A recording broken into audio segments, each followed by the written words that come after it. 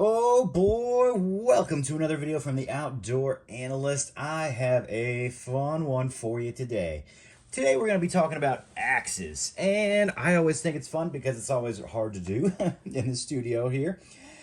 Basically, I want to kind of talk about the philosophy of different sort of axe heads and just really the shapes, so you know what you're going to get when you pick up an axe and what it's going to be good at. And no, we are not going to go through all the list of different types of axe heads throughout the years.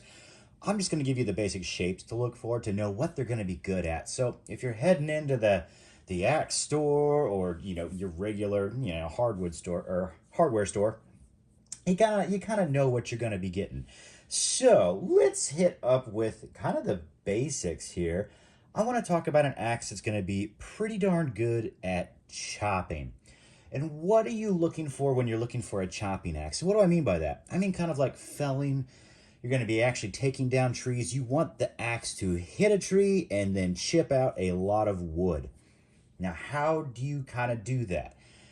The shape you're really looking for, and trust me, geometry when it comes to this sort of thing is really 80 or 90% of the game. It has less to do with steel and sharpness. It's mostly about geometry. A very good sort of shape for really just chunking out wood when it comes to chopping. I'm going to bring out the Grants vs. Brooks Small Forest Axe. This has a wonderful choppy, bitey axe. And what that really means is that, as you can see, it's fairly thin going all the way down through the cheeks, which means that it actually bites into the wood pretty quickly. And it is meant to bite in fast and then chunk out a bunch of wood at the same time. Another similar style kind of axe to this is going to be this ginormously lovely small boy's axe from Lee and Hoffman. This is Hoffman Blacksmithing. This is the Wasatch. This is an incredible felling, chipping axe where it just really chips out wood. And as you can see, it is pretty darn thin down here.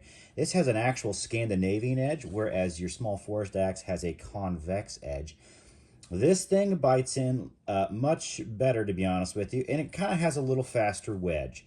So when it wedges more, and you can kind of see how it wedges here, that's when you get into really splitting. And I would say that this actually chops better and splits better than the Small Forest axe. Now, it also does that because of the weight of this head, but we're going to say these were equal weights. Just the geometry of this axe is going to make sure that it chops a little bit better. And I'll just be honest, this thing splits like a beast. This gets all the way back here before it really starts splitting pretty darn well. So that's kind of chopping in a nutshell, or really felling, I guess. And I'm from the Midwest. I don't fell a lot of trees unless they're kind of like, medium to smaller trees.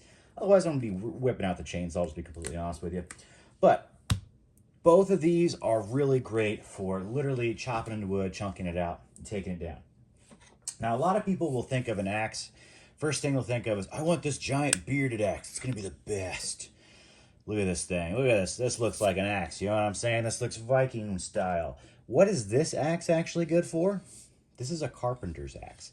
This is essentially good for small, consistent movement over and over and over again. What this is a very Scandinavian edge on the edge. This carpenter's axe is another Hoffman. It's a Hoffman carver, I think is what they call it. This thing is beautiful. It has a very, very, very thin Scandi edge, which is pretty thick. And all this does is it just bites into wood. It bites in and chunks out in small portions. It's actually fairly neutral all the way through here. It's not incredibly wedgy, not incredibly thick, kind of middle of the road, but it's very, very thin at the edge. Very, very thin. It is really awesome for just honking out wood and consistent movements, and it is awesome at that. Is it really great at anything else? I mean, you can. I've got a brother-in-law that has a very similar hatchet to this and pretty much uses it for everything, and it works very, very well. It will absolutely do the job for you. But that's what it's really meant to do. So if you find something like this and you see that edge is really, really thin up there, Scandinavian, it's a carpenter's axe. And what it's meant to do is literally just take out little chunks of wood consistently, and it does a great job. It's not going to be a great splitter, You're not going to be taking down trees with that thing. It's just not shaped to do it. Now, when it comes to a hatchet and also really we're going to get into a splitting axe here. I really like my hatchets to have kind of a wedge on them. This is one of my favorites. This is the Mini Camp Axe by Liam Hoffman. It has a very wedgy sort of look there, but it also gets down pretty darn thin at the edge. It's not as thin as the carpenter's axe up there, but it is pretty thin, and it is also a Scandinavian edge. And what that does is it really bites in very, very well, but it also wedges pretty quick. So it gives you the ability to split logs pretty fast. So smaller logs with this little thing, it does an immaculate job at it. I love it. Now let's look at a real true splitting axe here. I am going to bring over this wonderful Gerber bushcraft axe. Oh, I hope not to hit everything else in the process. This is what you call a splitting axe. It is truly a pure wedge shape. As you can see, look at that wedge. I'm going to compare it to a chopping axe. This is a chopping axe. Look how thin that bevel is. Thin edges meant to chop in, bite in deep. This will not bite into wood deep if you're trying to take down a tree. But if you're trying to split logs, this absolutely splits them open super, super fast. It's almost like a miniature maul, to be honest with you. So that's the difference. Those are kind of your main styles. Now you're going to get into people that are like, well, hey, you didn't even touch like the types of heads and stuff that are out there. There's so many different types of axes that are absolutely incredible. Like, you know, the Cold Steel Trail Boss, I kind of think this almost looks like a Hudson Bay style, but it looks very German out here as well because it's a little more flared out.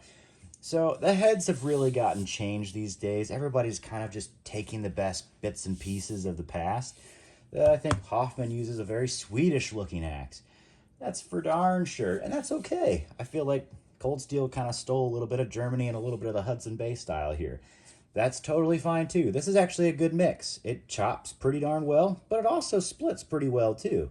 As you can kind of see, it's not nearly as thin as the Hoffman, so it doesn't bite in nearly as deep, but it kind of has a pretty good wedge. I think this might split actually a hair bit better if the weights were the same. Now granted, when it comes to axes, the head weight makes a massive difference in how much force and how much it can really do. So kind of keep that in mind. If all of this were relative, all these were the same weights, the shapes, I'm just kind of letting you know what they will do.